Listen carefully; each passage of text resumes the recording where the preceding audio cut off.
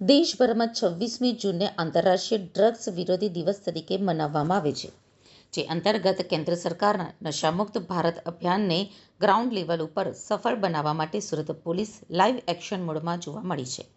સુરત શહેરમાં ચાલતા ડ્રગ્સના નેટવર્કને માત્ર કાયદાથી નહીં પરંતુ લોકજાગૃતિથી તોડવા માટે સુરત પોલીસ દ્વારા પાલ જેવા પોશ અને શૈક્ષણિક એરિયામાં એક વિશાળ અવેરનેસ રેલીનું આયોજન કરવામાં આવ્યું હતું.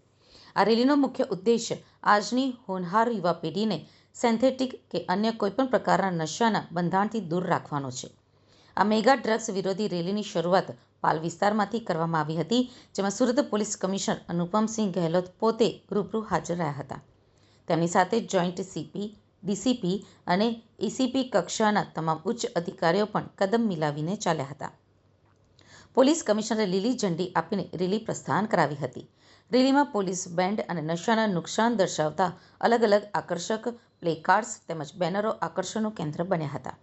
પોલીસે જણાવ્યું હતું કે સુરતને આંતરરાષ્ટ્રીય સ્તરે સ્વચ્છ અને સુરક્ષિત રાખવા માટે no drugs in Surat city મિશનને દરેક નાગરિકના ઘર સુધી પહોંચાડવાનું અનિવાર્ય છે.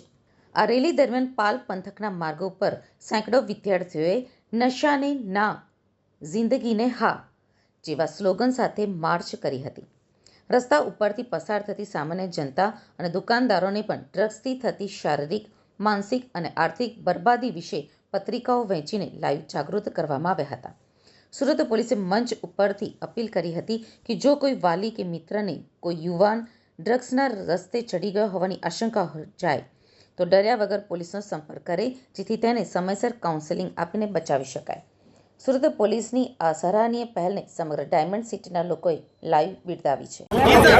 આજે 26 જૂનના રોજ international day against drug abuse તરીકે ઉજવવામાં આવે છે અને એને જ ભાગરૂપે આજે સુરત શહેર પોલીસ, સુરત શહેરના નગરજનો, સ્કૂલ કોલેજના બાળકો દ્વારા આજે એક રેલીના આયોજન કરવામાં આવ્યા છે, જેમાં મુખ્ય ઉદ્દેશ એવું છે કે અમે બધા લોકો બહુ પ્રતિબદ્ધ છીએ કે આપણે સુરત શહેરમાં કોઈ ડ્રગ્સના કોઈ ચલન નહીં થાય જોઈએ, કોઈ ડ્રગ્સ ના લે, એના સેવન નહીં કરે જોઈએ.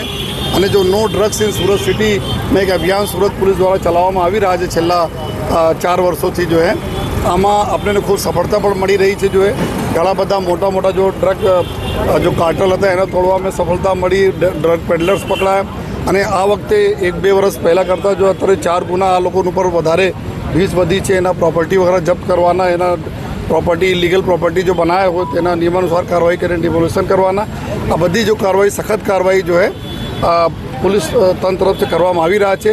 પરંતુ અમે એટલો સહયોગ જો પ્રજાજનોનો જોઈએ, અમારા મીડિયાના મિત્રોનો જોઈએ, કારણ કે કે એક અવેરનેસની બી જરૂરી છે કે એના ઉપયોગથી શું નુકસાન થાય છે, શરીર કેવી રીતે ખતમ થઈ જાય છે, પરિવાર પર કેવી રીતે સોશિયલ સ્ટિગ્મા લાગે છે, એના બી અમે લોકો અવેરનેસ કરીએ છીએ. અને સાથોસાથ જો એક્શન અને એના પછી જો રિહેબ કરવાના, જો આમાં ફસાયા છે એના કેવી રીતે બહાર લાવી, એના બી અમારા જો એસઓજીને એક ટીમ જો રિહેબના કામ અહીંયાના ઘણા બધા ડૉક્ટર્સ અને રિહેબ સેન્ટર સાથે મળીને કરી રહી છે.